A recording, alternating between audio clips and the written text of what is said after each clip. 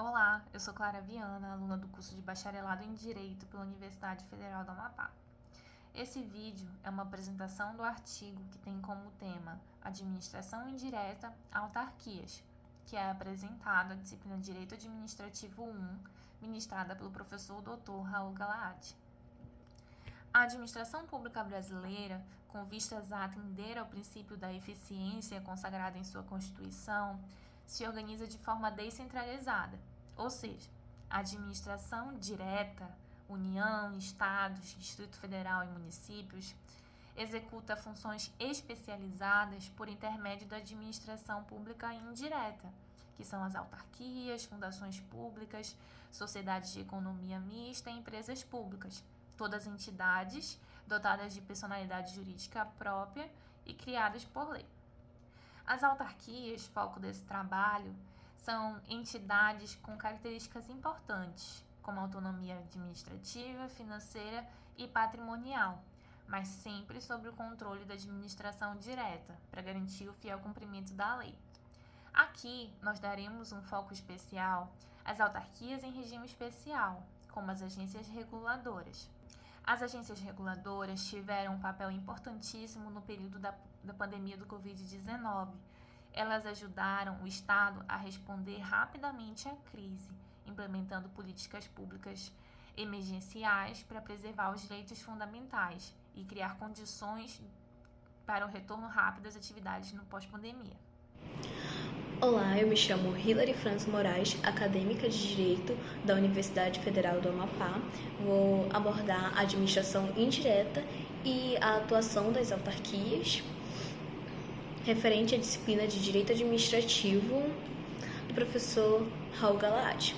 Sobre a administração indireta. A administração pública federal, conforme o Decreto-Lei nº 200 de 1967, divide-se em administração direta, que seriam órgãos da Presidência da República e dos ministérios, e administração indireta, que é composta por entidades com personalidade jurídica própria, ou seja, autarquias, empresas públicas, sociedades de economia mista e fundações públicas.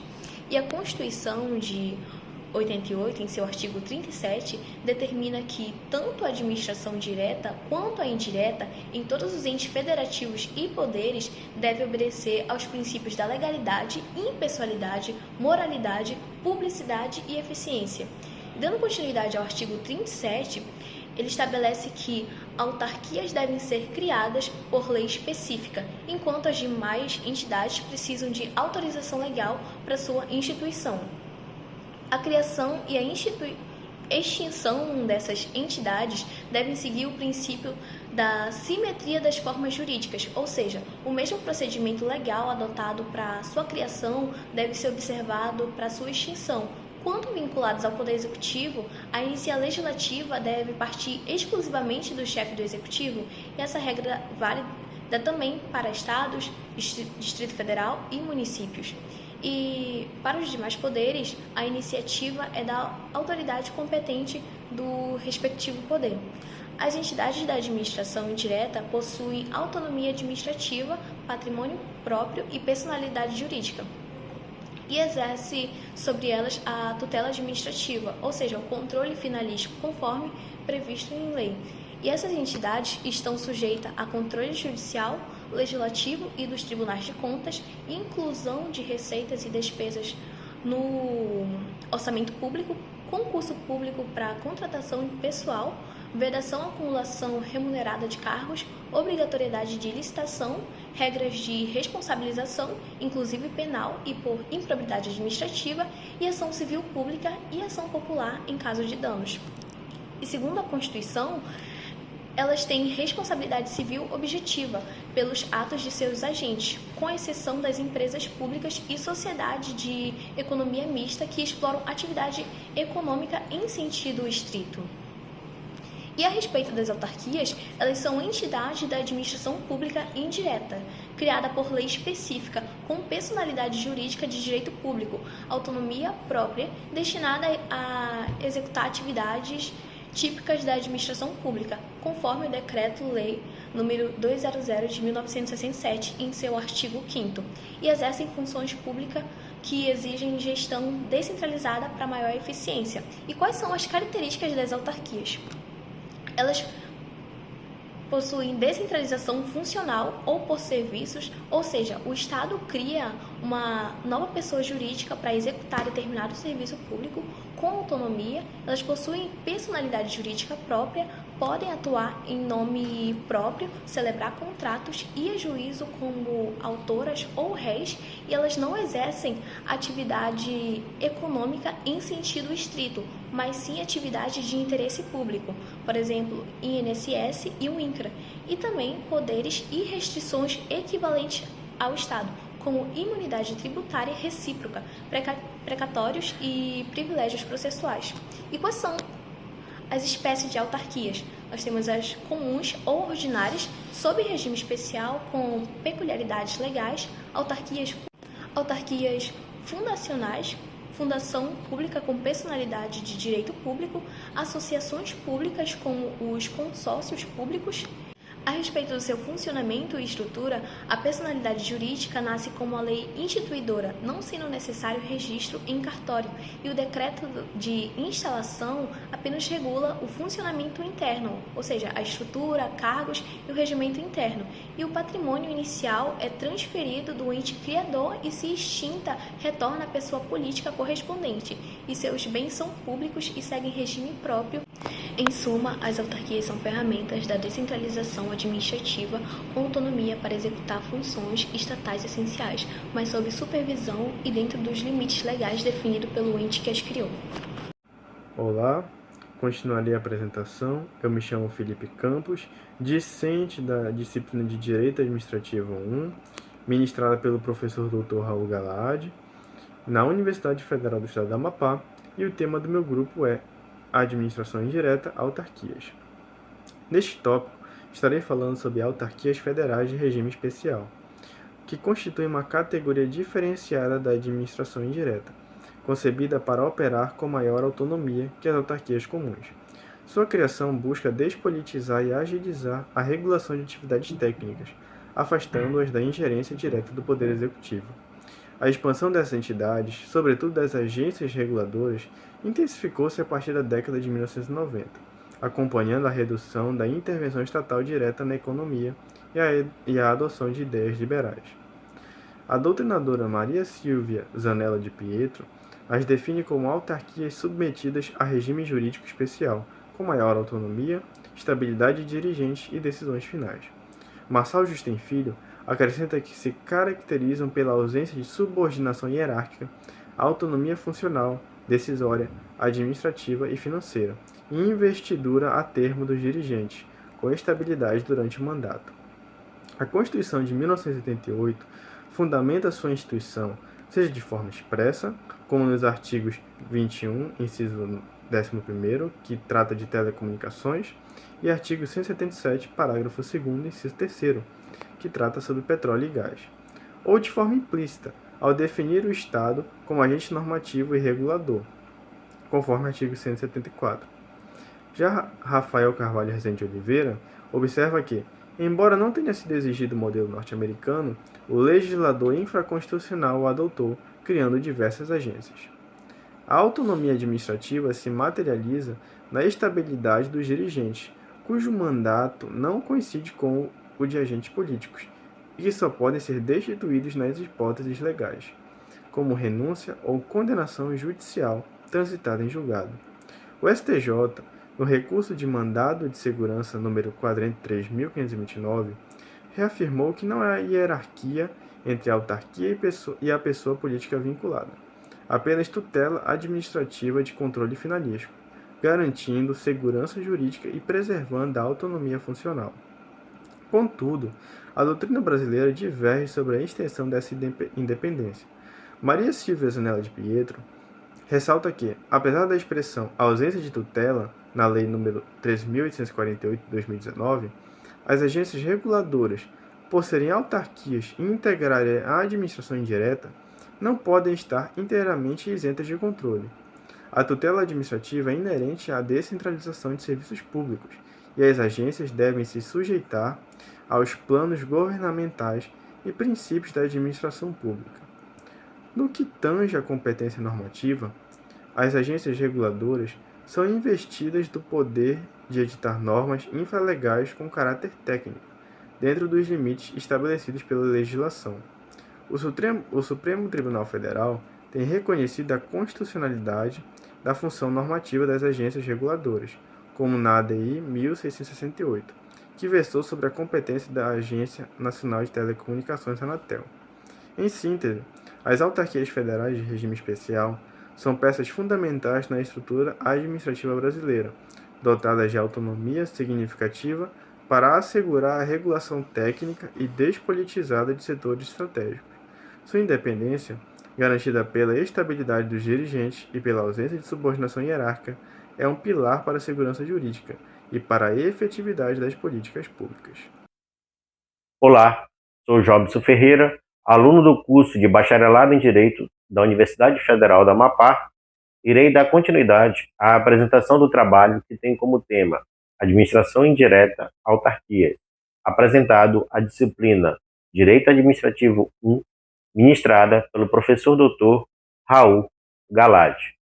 Com a declaração oficialmente da pandemia de Covid-19 em março de 2020 pela Organização Mundial de Saúde, OMS, o Brasil e outros países se viram diante de uma crise sem precedentes nos sistemas de saúde públicos e privados e com reflexo na ordem econômica mundial, sendo que autoridades estatais e a sociedade civil foram desafiadas a implementar medidas preventivas e repressivas com o objetivo de conter a disseminação do vírus e mitigar seus efeitos.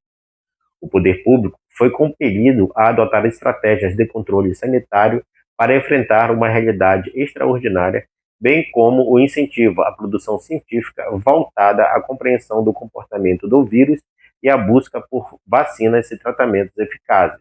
Diversas atividades típicas de regulação precisaram ser suspensas, adiadas ou adaptadas para que as agências pudessem concentrar seus esforços nas atribuições emergenciais impostas pelo novo cenário. Agências responsáveis pela regulação de serviços públicos essenciais, como transporte, telecomunicações, fornecimento de energia elétrica, tiveram de adotar medidas para assegurar a continuidade desses serviços.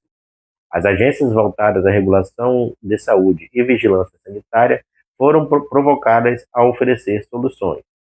Com base no conjunto de resposta das agências reguladoras no cenário pandêmico, podemos apontar a ações de flexibilização e suspensão de determinadas funções regulatórias como estratégia para gerir os impactos da crise.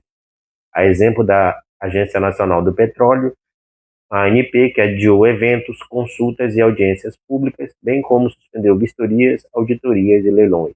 Podemos citar também a ANTT, que prorrogou fiscalizações, flexibilizou prazos contratuais, suspendeu processos administrativos sancionadores, substituiu reuniões e audiências públicas presenciais por versões virtuais. Temos ainda as ações de enfrentamento direto voltadas tanto à prevenção do contágio quanto ao tratamento da doença, a exemplo daquelas levadas adiante pela Anvisa, na definição de padrões para a produção e distribuição de medicamentos, controle da fabricação, importação e comercialização de equipamentos e dispositivos médicos, além da fiscalização sanitária em portos, aeroportos e fronteiras.